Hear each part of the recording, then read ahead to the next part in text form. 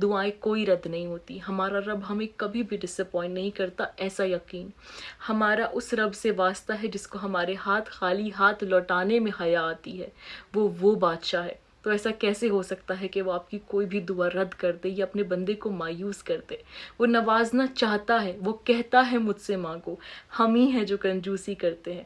وہ تو چاہتا ہے، وہ ایسا ہے کہ دنیا کے لوگوں سے ہم مانگے تو پریشان ہوتے ہیں، اس سے مانگے تو خوش ہوتے ہیں. ہم دنیا کے لوگوں سے مانگ کے پریشان ہوتے ہیں، اس سے مانگے تو ہم کبھی مایوس ہی نہ ہوں.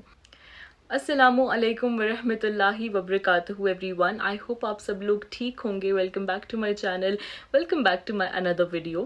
سو ہم لوگوں کو ہر ایک چیز چیلنجز کے ساتھ بہت پسند ہوتی ہے کہ اگر ہم کچھ ٹائم کا چیلنج لیں، اسے کمپلیٹ کر لیں تو ایک اچیومنٹ سی لگتی ہے، اور اگر وہ چیز اس ٹائم میں ہو جائے تو اس سے اچھی بات ہی کیا ہو سکتی ہے.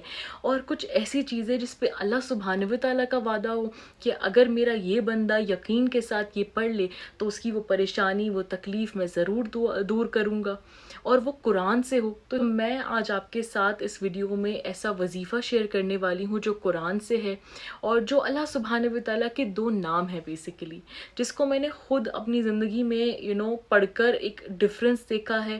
بہت دعائیں قبولیت میں اپنا ایک ہوتا نا اثر دیکھا ہے. تو میں چاہتی ہوں کہ میں آپ لوگوں کے ساتھ شیئر کروں تاکہ آپ کی بھی ہیلپ ہو اور اللہ ہم سب کی پریشانیوں کو دور کرے. تو اللہ کے جو اللہ کے سارے ہی نام بہت پاورفل ہیں، نو ڈاؤٹ.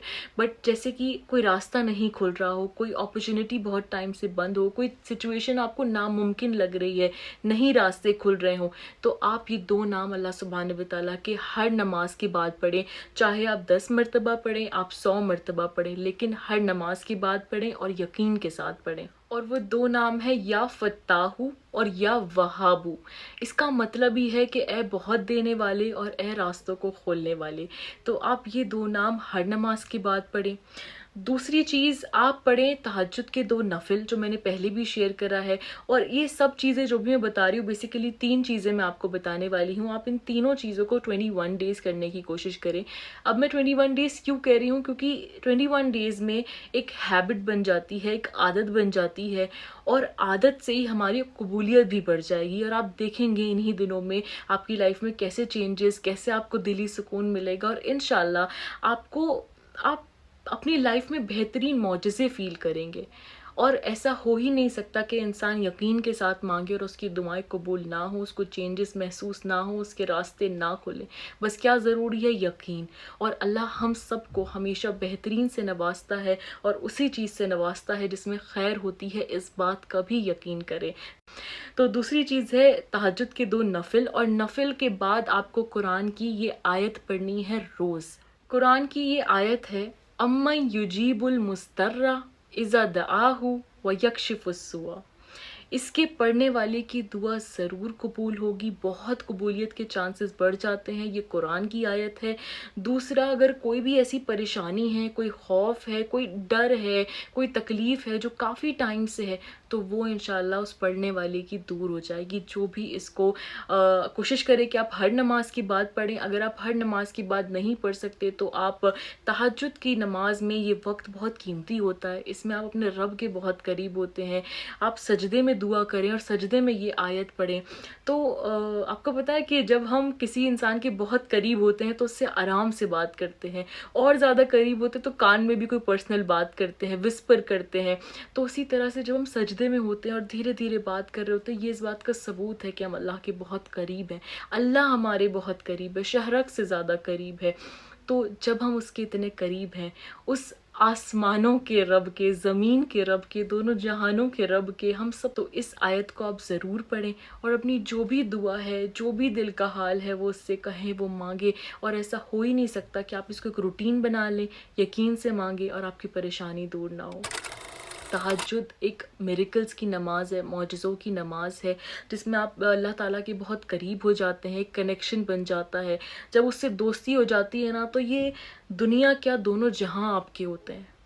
ہر انسان کو آپ دیکھیں گے کہ جو لوگ آپ کو جہاں آپ کو کام بہت مشکل لگ رہا ہوگا اپنا، وہ ایسے ہو جائے گا کہ آپ نے سوچا بھی نہیں ہوگا. اور میں ہمیشہ یہ چیز کہتی ہوں، اور اسی چیز سے میں جس سے بھی ملتی ہوں کوشش کرتی ہوں، اور بلکہ اپنی ویڈیوز میں بھی یہی موٹیویٹ کرنے کی کوشش کرتی ہوں کہ اپنی زندگی سے نا امپاسبل ورڈ، ناممکن کا الفاظ نکال دیں، کیونکہ ایسا کچھ ہے ہی نہیں جو ہمارے رب کے لیے ناممکن ہے۔ ہماری سوچ اتنی محدود ہے کہ وہ سوچتی ہے کہ یہ چیز بہت بڑی ہے، یہ اچیو کرنا بہت بڑی کوئی چیز ہے، یہ بیماری سے نکلنا بہت بڑی چیز ہے، یا پھر یہ پریشانی دور ہونا جو بھی ہے ہمارا بہت بڑی چیز ہے، جیسے یہ تو ہمارے ساتھ ہو ہی نہیں سکتا، ہم کہاں۔ نہیں، جس سے مانگ رہے ہو، جس سے سورس لگائی ہے، یہ تو دیکھو کہ کس سے مانگ رہے ہیں۔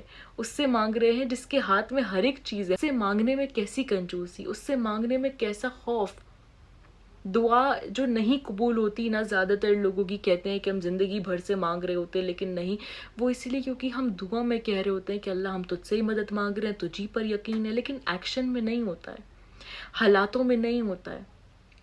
صرف تسبیح پر استغفار کرتے رہنا، یعنی کہ ایسا استغفار جس کو ہم دل سے نہیں توبہ کر رہے ہیں، صرف تسبیح کے وظیفے کرتے جا رہے ہیں، یا ایسی کوئی دعا جو ہم صرف الفاظوں میں کہہ رہے ہیں لیکن دل میں ہمارا وہ یقین نہیں ہے، وہ ہم دل سے نہیں مان رہے ہیں کہ ہمیں اللہ پر یقین ہے اور اللہ سے ہی مدد مانگ رہے ہیں، ہم لوگوں کے بھی محتاج ہیں، ہم لوگوں سے بھی سوچتے ہیں اس سے ہمارا کام بن جائے۔ ہاں بالکل، لوگ مدد کرتے ہیں، لوگوں کا ذریعہ ہوتا ہے، لوگ مدد نہیں کرتے، اللہ ذریعے بنا دیتا ہے، اور ایسے بنائے گا جب آپ اللہ سے ہی مدد مانگیں گے اور یہ یقین رکھیں گے کہ اللہ کے سوا کوئی مدد کر ہی نہیں سکتا، یا اللہ تو ہی میرے لیے راستہ بنا اور معجزے کی طرح ذریعہ بنا دے، تو وہ ایسے ایسے لوگوں کو ذریعہ بنا دے گا، آپ نے سوچا بھی نہیں ہوگا۔ لیکن اپنی سوچ اس چیز سے ہٹا دیں کہ یہ انسان میرے لیے کچھ کر سکتا ہے، ورنہ اللہ آپ کو اسی کا محتاج زندگی بھر رکھے گا۔ بلکہ ناممکن کی جگہ آپ معجزے لے آئیں، اس الفاظ نے مجھے بہت ہیلپ کیا ہے، کیونکہ سچ میں زندگی میں آج جو کچھ بھی ہے یا ہوتا ہے، مجھے یقین ہے اس بات پہ، اور ہم سب کو ہونا چاہیے کہ وہ معجزے ہی ہیں۔ یہ ورڈ کہنا کہ اگر ہمیں کچھ مل گیا ہے تو ہم سیلف میڈ ہیں، ہم نے خود کوشش کی، ہم نے خود محنت کری ہے، نہیں۔ ہاں ہم کوشش کر لیتے ہیں، لیکن جو نوازنے والی ذات ہے نا وہ اللہ کی ہے۔ کوئی انسان زندگی بھر بھی کوشش کرتا رہتا ہے لیکن اس کو اس کا رزلٹ نہیں ملتا، برکت نہیں ملتی، جب تک اللہ نہ چاہے، جب تک اللہ سے دوستی نہ ہو، جب تک اللہ پر یقین نہ ہو۔ تو بس معجزے، میریکلز مانگتے رہیں اور کہتے رہیں اللہ ہمیں تیری ذات سے ہی امید ہے، ہمیں کسی سے مانگنے کا محتاج نہ رکھ، اور تو ہمارے لیے ایسے راستے بنا دے جیسے ہم نے بھی نہ سوچے، اور اپنے خزانوں میں سے اپنی محبت کے مطابق، اپنی شان کے مطابق ہم کو عطا کر۔ ہمارے اعمال تو کچھ بھی نہیں ہے نا، ہماری دعائیں، ہماری نمازیں کچھ بھی نہیں ہیں، لیکن جس سے ہم مانگ رہے ہیں وہ بہت کچھ ہے۔ تو ہمارا دین، ہمارا اسلام بہت آسان ہے، اللہ سے دوستی کرنا بہت آسان ہے، ایک اسی سے تو یاری لگانا بہت آسان ہے۔ ایسی یاری جو آپ کے گناہ کو دیکھنے کے بعد بھی آپ کے عیبوں پہ ایسے پردہ ڈالتا ہے جو جیسے آپ نے کبھی کچھ کیا ہی نہ ہو، ایسے تھام لیتا ہے جیسے آپ کبھی گرے ہی نہ ہو، گرنے سے پہلے ہی تھام لیتا ہے، بچا لیتا ہے۔ کتنی ایسی سچویشن ہوتی ہیں لائف کی جہاں ہمیں پتہ بھی نہیں ہوتا اور اللہ ہماری حفاظت کر دیتا ہے، اور ہمیں بعد میں ریئلائز ہوتا ہے۔ تو بس اللہ پر یقین رکھیں، اس کے وعدوں پر یقین رکھیں، اس کے ہر ایک وعدہ سچا ہے، اور تہجد کی پابندی کریں، 5 ٹائم کی نمازوں کی پابندی کے ساتھ، اور قرآن سے اپنے رشتے کو جوڑیں۔ اللہ سبحانہ و تعالی ہم سب کو اپنے قرب، اپنی دوستی اور اپنے عشق سے نوازے۔ جزاک اللہ خیر، اللہ حافظ۔